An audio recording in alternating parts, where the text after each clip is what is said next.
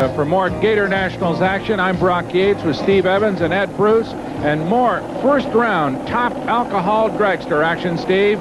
You bet. In the near lane will be Troy Buff. He's only 20 years old. That was his sister you saw lining him up for the burnout.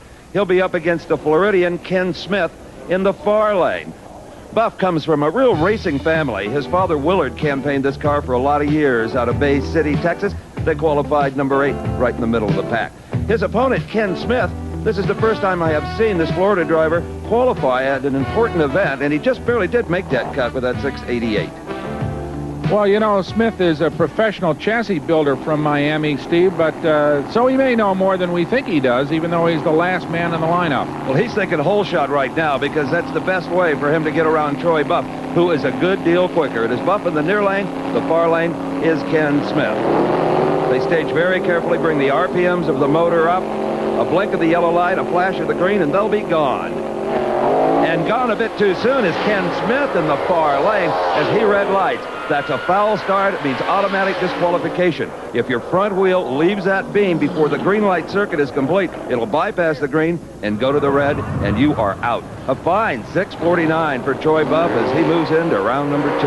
Nice part about drag racing is that the timing and starting procedure is totally electronic, so there's no chance for human error in there, Steve. That's really very fair for everybody. And very necessary, Brock, in a sport of milliseconds. Our next pairing in the far lane will find this man, Tony Lebor of Fort Lauderdale, Florida. He's a mechanic. He qualified a Chevrolet dragster in this field. He will be up against, in the near lane, Ronnie Umbach from Cajun country out of Gretna, Louisiana, a past national champion. Lebor is yet to visit the winner's circle in major NHRA competition. And it's a good start by both drivers. Lebor has the edge right up at the starting line, but here comes Ronnie Umbach. It is Umbach out of Louisiana here in the near lane at a 6.64, 205 miles an hour. And boy, he didn't win it by much.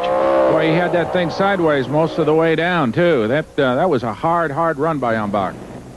And our next pairing will find yet another second-generation drag racer. That's Darrell Gwynn in the near lane. And his opponent in the far lane will be Mike Kosky.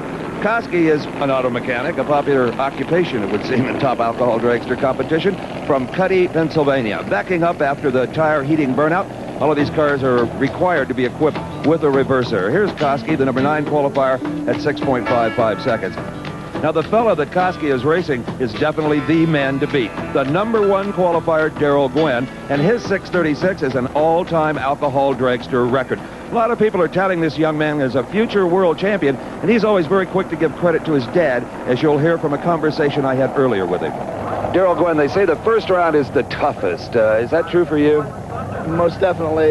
We get by the first one, we feel like we won the race sometimes. The first one's just so hectic on all of us, but once we get past the first round, we feel a lot better. But then we got a final round, you know, after we get to the second and third round, but I'll feel a lot better if we get past the first round. All right, take me for a ride here. Tell me what you plan to do in this race against Mike Kosky. We're going to play it by ear. Just going to do our normal deal. Like my dad tells me, just do your normal thing and you can win. Now, you're the low qualifier. Do you risk running those kind of numbers and maybe smoking the tires or whatever? We backed it down a little bit for eliminations because the air's better today, so it ought to run real close to the same. Congratulations on the quickest time ever. Thank you very much. Very polite young man in the near lane up against the rolling rock car from Pennsylvania, Mike Kosky. They move forward very, very carefully, not wanting to get too deep in those beams and take a chance of red lighting.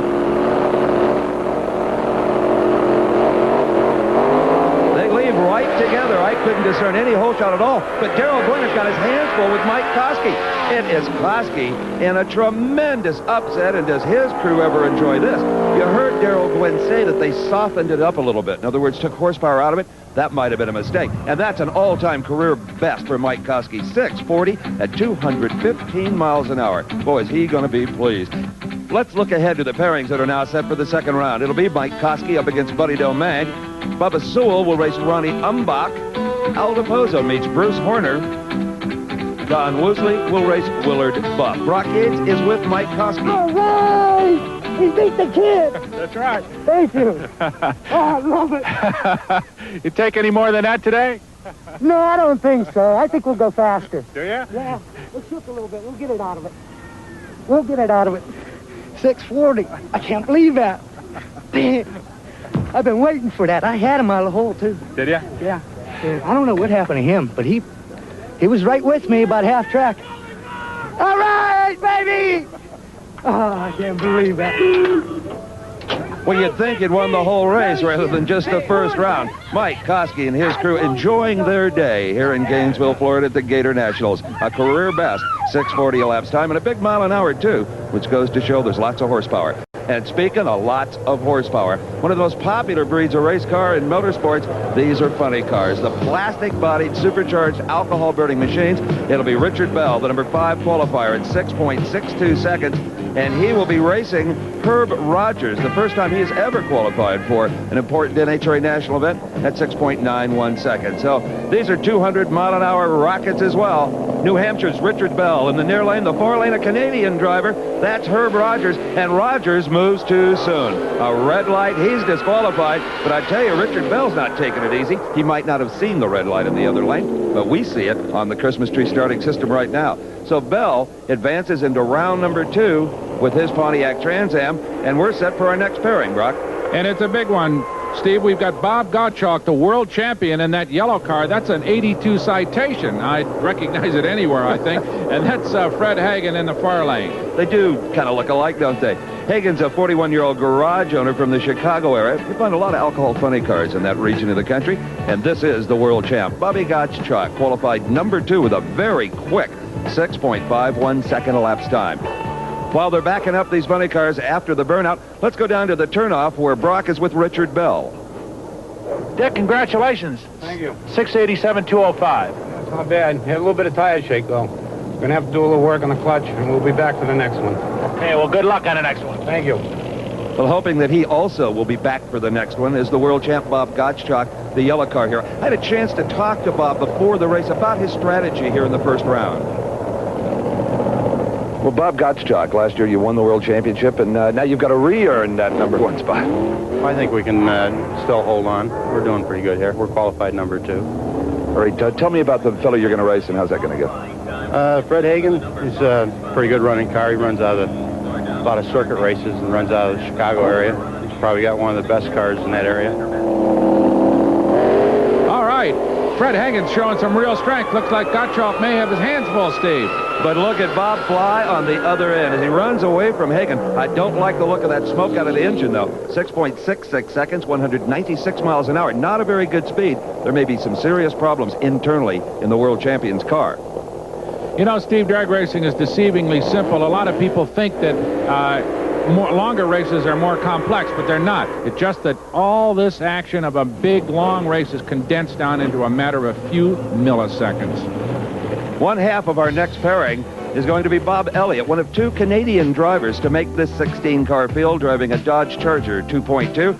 Opposite him will be Joe Comella, qualified number 15 at a not very quick 7.07 with his Corvette from Parma, Ohio. Before Joe Comella crawled into this dazzling-looking black Corvette, had a chance to talk to him about his role here really as an underdog up against Elliott. Joe, you're not the quickest qualifier in the field, to be sure, number 15. Does that put a little extra pressure on you to really leave on time, try to get the advantage off the starting line? Oh, yeah, it definitely does, yeah, sure. It takes a little pressure off of him because he knows I'm not doing that well, but it gives me a little advantage there, too, because he's confident that he's going to beat me. Did you guys work all night trying to get you some more horsepower? Oh, yeah, we've been working on it, yeah. Camshaft change, and we made a bunch of changes to it. I hope that really works out. Well, we're going to find out right now because Bob Elliott's going to be quite a test for Joe Comella. Elliott in the Northern Force car, inching into stage. Comella also allowing his car to just creep forward. They're ready. We've got a green light start, and Comella is right there with Elliott. Comella is making a race out of this. Elliott all over the racetrack. How about it?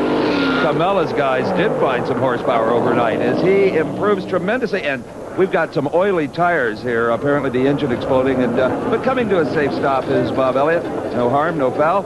You wonder how some of these drivers even see